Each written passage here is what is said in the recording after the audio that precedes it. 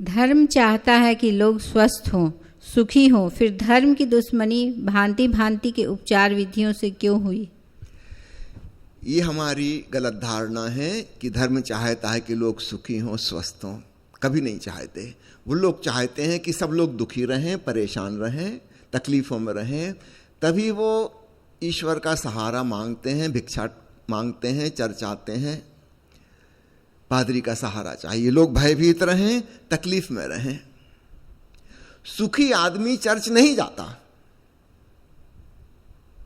वो क्लब जाता है, वो सिनेमा गृह जाता है, वो पिकनिक पे जाता है। जाके देख लो, सारे धार्मिक स्थलों में वृद्ध लोग, विशेषकर वृद्धाएं, बीमार लोग, गरीब लोग, अशिक्षित लोग, आप इनकी भीड़ वहां पर पाओगे। एक समझदार, सुशिक्षित, धनवान व्यक्ति, स्वस्थ व्यक्ति क्यों जाएगा? तो ऊपर ऊपर से लगता है कि लोग जनता की सेवा कर रहे हैं, इनका भला चाहते हैं। लेकिन हम देखें कहाँ चाहते हैं।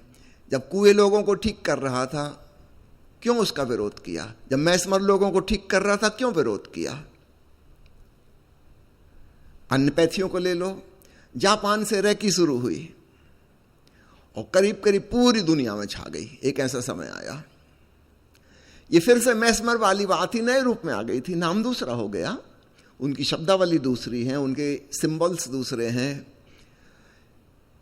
लेकिन वो कह रहे हैं हर कोई इसको सीखता है। हर व्यक्ति के भीतर एक वाइटल एनर्जी है, एक सार्वभौम शक्ति हमारी प्राण शक्ति है, और उसके द्वारा हम दूसरे की हीलिंग भी कर सकते हैं, अपनी भी हीलिंग कर सकते हैं।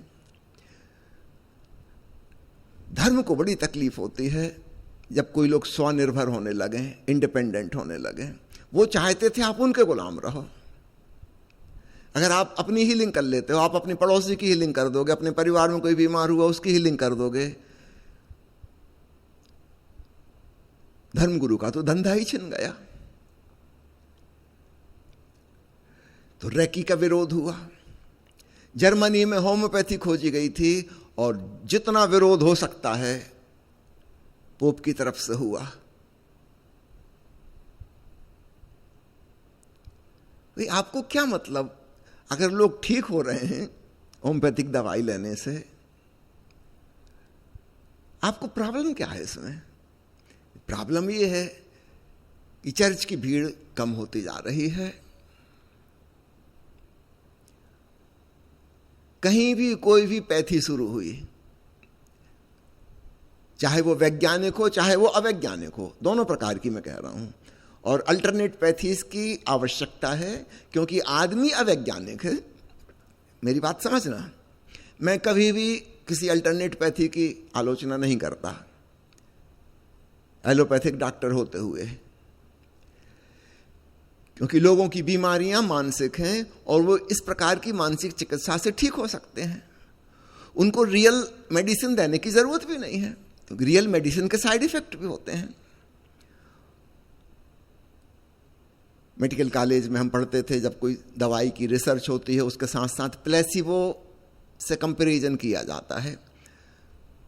समझो एक नई दवाई का आविष्कार हुआ, तो किसी खास बीमारी के 100 मरीजों को दवाई दी गई और 100 मरीजों को प्लेसिबो दिया गया। प्लेसिबो यानी उनको झूठी दवाई दी गई। उनको नहीं पता, देने वाली नर्स को भी नहीं पता, देने वाले डॉक्टर को भी नहीं पता। ये सब गोपनीय रखा जाता है। केवल जो बीच ऊपर मैनेज कर रहा है इस रिसर्च प्रोजेक्ट को, उसको पता है कि कौन कौन मरीजों को रियल दवाई मिली, किस किस को झूठी दवाई दी है, और तब देखे जाते हैं उनके परिणाम क्या आए। समझो प्लेसिबो देने वाले में 40% लोग ठीक हो गए, और जिनको रियल दवाई दी गई तो उसमें 55% ठीक हो गए। मगर याद रखना, इसमें 30% को साइड इफेक्ट भी हुए, नई बीमारियां भी खड़ी हो गई। तो इस दवाई को रिकॉग्नाइज किया जाता है कि ये दवाई ठीक है, प्लेसिबो से ज्यादा इफेक्टिव है। प्लेसिबो में 40% ठीक हुए तो इसमें 55% ठीक हुए, तो इसको फिर मान्यता मिल जाएगी कि यह ठीक दवा है। तो प्लेसिबो भी तो इफेक्टिव तो है ही, और उसका प्लस पॉइंट यह है कि कोई साइड इफेक्ट नहीं है। रियल मेडिसिन के तो फिर रियल साइड इफेक्ट भी होंगे और भयंकर भी होंगे। अभी थोड़े दिन पहले मैंने पढ़ रहा था न्यूज़, अमेरिका में जो दवाई झेंटेक नाम की गोली बनाती है, रेनिटिडिन एसिडिटी की दवाई, उसके ऊपर 10,000 लोगों ने मुकदमा किया है कि रेनिटिडिन खा के उनको कैंसर हुआ है, और कोर्ट में साबित हो गया सारी डाटा, और उस कंपनी को इनकी भरपाई करनी पड़ी है। इन 10,000 लोगों को पूरा ट्रीटमेंट का पैसा दो, बीमार पड़े हैं उसकी भरपाई करो जो क्षतिपूर्ति होती है, और उसके अलावा एक्स्ट्रा देना होगा। और कंपनी ने मंजूर किया है कि हाँ, और उस दवाई को बंद किया गया, बैन कर दिया गया है। तो दवाइयों के तो साइड इफेक्ट भी हैं। तो एक छोटी बीमारी ठीक हो गई, पेट की जलन, और बड़ी बीमारी पैदा हो गई, कैंसर। ठीक इसी प्रकार आज से करीब 10-12 साल पहले एक इंटरनेशनल कंपनी ने डायबिटीज की एक नई दवाई बनाई थी, बहुत महंगी बेची उसको, बहुत महंगी, 1 रुपए की चीज 1000 रुपए में, लेकिन थी वो इफेक्टिव। ब्लड शुगर लेवल उससे बहुत डाउन हुआ, पुरानी सब दवाइयों को उसने मात कर दिया। अगर 3 साल बाद उस कंपनी के एक रिटायर्ड कर्मचारी ने, उसकी कुछ दुश्मनी थी मैनेजमेंट से, उसने आके बाहर कोर्ट में बता दिया कि इस दवाई को खाने से कैंसर होता है, और यह बात काफी पहले से पता है, रिसर्च के दौरान ही पता चल गया था कि इससे कैंसर होगा। इस बात को छुपा लिया गया है, वो कागज दबा दिए गए हैं।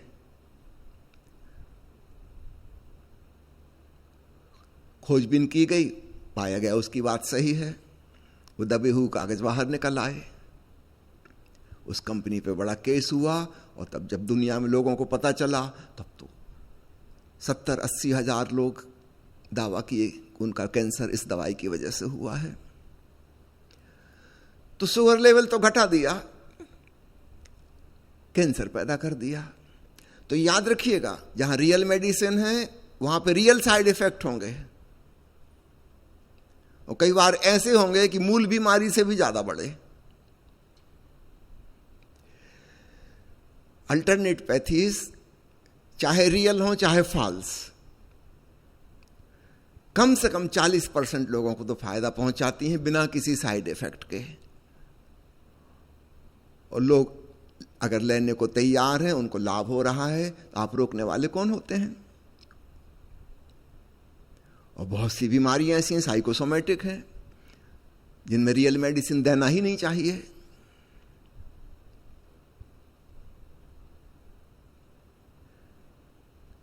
मेरे जो प्रोफेसर थे, स्किन डिपार्टमेंट के हेड, उन्होंने एक बड़ी जोरदार बात कही थी। पहली क्लास जब उन्होंने ली, उन्होंने कहा कि हमारी जो स्पेशलिटी, इसका फ़ायदा सुन लो पहले।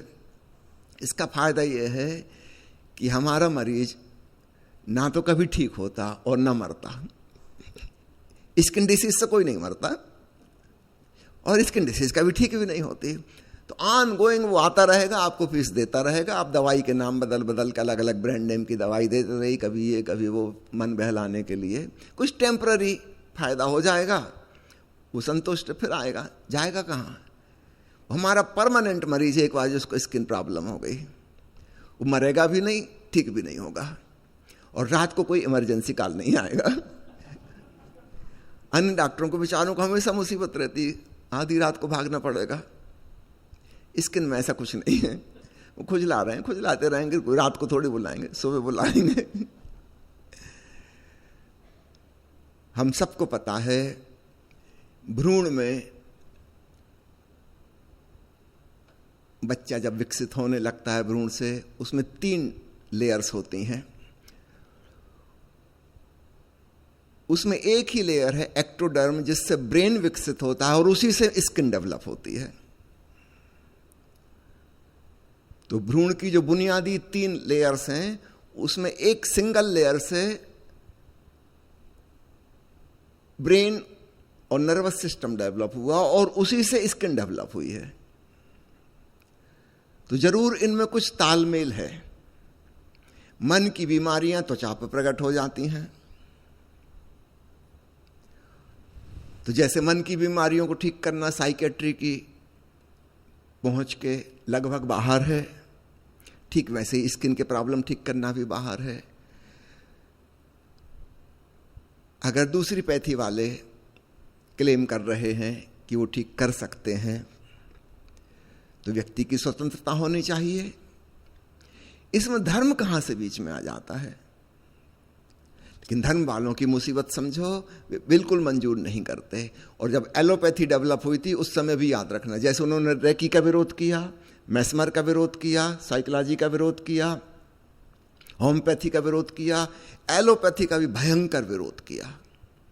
आपको ले चलता हूं कुछ सैकड़ों साल पहले, जब कुछ वैज्ञानिकों ने रात के अंधेरे में कब्रों से लाश निकालकर अपने घर में ले आए और उनका डिसेक्शन किया, पता लगाने के लिए कि मनुष्य के शरीर की रचना कैसी है। एनाटॉमी की खोज, फिजियोलॉजी की खोज वहां से हुई थी। और चूंकि कब्र से लाश निकालना गैर कानूनी था और धर्म की दृष्टि से पाप था, भयंकर पाप था, जब भी ये लोग पकड़ा गए इनको सबको फांसी की सजा मिली। एलोपैथी की बुनियाद रखने वाले साइंटिस्ट सब सजा पाए हैं। बिना एनाटॉमी को जाने तो कोई मेडिकल साइंस डेवलप हो ही नहीं सकती थी। शरीर के बारे में कुछ पता ही नहीं था और कॉमन सेंस से हम जो समझ रहे थे वैसा कुछ भी नहीं निकला। आज से 350 साल पहले तक समझा जाता था कि हमारी त्वचा जो है एक बैग की तरह है, उसके अंदर खून भरा हुआ है, कहीं भी आप पिन चुभाओ खून निकलने लगता है। जैसे एक बैग में पानी भरा है, हम कहीं भी पिन लगाएंगे पानी बहने लगेगा बाहर। 350 साल पहले पहली बार पता चला कि खून बहता है, भरा नहीं है, कंटिन्यूअस फ्लो है, कांस्टेंट ब्लड सर्कुलेशन हो रहा है। ये पता कैसे चला? जिन देशों में लाशों को जला दिया जाता था वहां तो पता लगाने का कोई उपाय ही नहीं था। ईसाई धर्म में लाशों को गड़ाया जाता है, तो वहीं संभावना थी कि एनाटॉमी की खोज की जा सके। और जिन लोगों ने की, सोचो उन्होंने कितनी रिस्क उठाई, अपनी जान जोखिम में डाल के उन्होंने विज्ञान की बुनियाद, आधारशिला रखी, जिस पर मेडिकल साइंस का भवन खड़ा हुआ, और उन सब लोगों को प्रताड़ित किया गया।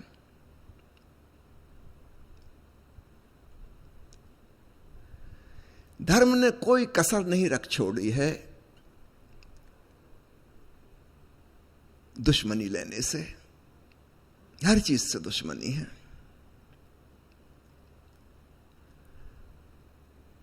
हां, कालांतर में जब उन्होंने देखा कि हम तो हारते जा रहे हैं और ये पापी लोग जीतते जा रहे हैं, फिर वो आ जाते हैं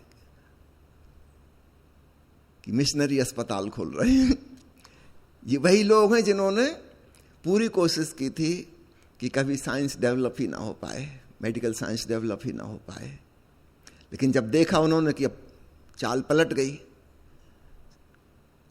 उनके फेवर में नहीं गई दुनिया, क्योंकि उनकी बात में कोई दम नहीं था। मेडिकल साइंस ने वो करके दिखा दिया जो कभी सोचा भी नहीं था। विशेषकर सर्जरी के क्षेत्र में कितने आगे बात चली गई।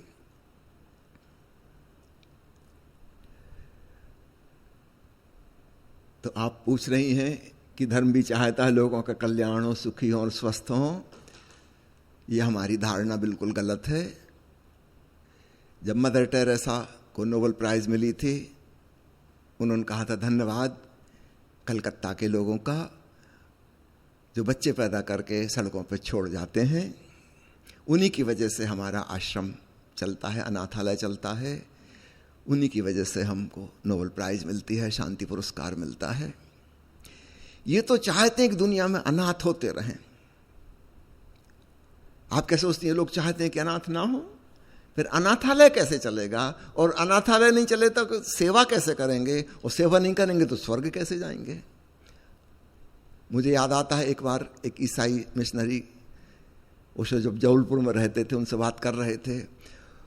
वो कहने लगे हमारा धर्म सेवा सिखाता है, हम चाहते हैं दुनिया का कल्याण हो, सबका भला हो, सब सुखी समृद्ध होकर रहें। उसने कहा तुम सोच लो एक बार फिर से, अगर ऐसा हो गया तो फिर तुम करोगे क्या? क्योंकि अभी थोड़ी देर पहले तुमने बताया कि सेवा के द्वारा स्वर्ग मिलता है। सेवा धर्म है, सेवा पुण्य है, सेवा के बिना कोई स्वर्ग नहीं जा सकता।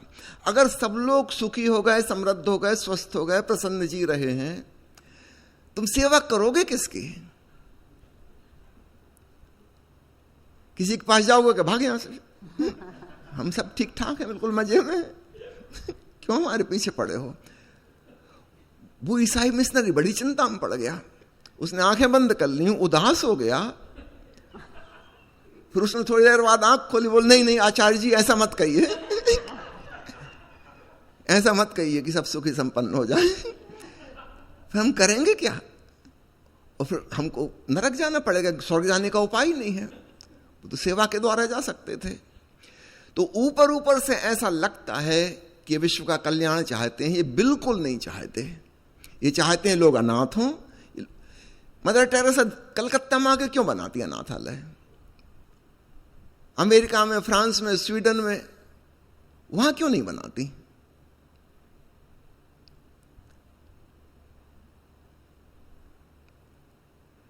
गरीबों का शोषण किया जा सकता है क्योंकि उनकी सेवा की जा सकती है। अमीर आदमी समझदार है, वो अनाथ पैदा ही नहीं करता। इसके लिए बहुत ही मूढ़, इडियाटिक, कम बुद्धि का आदमी होना चाहिए। और यही मदर टेरेसा परिवार नियोजन के साधनों के सख्त खिलाफ, उसको भयंकर पाप कहती हैं वो। क्यों? क्योंकि अगर लोग परिवार नियोजन करवाने लगेंगे, फिर अनाथ कैसे पैदा होंगे? तो स्वर्ग जाने की जो सीढ़ी है वो अनाथों के कंधों पर चढ़ चढ़ कर स्वर्ग तक जा रही हैं। वो तो इनका सोपान ही गिर जाएगा।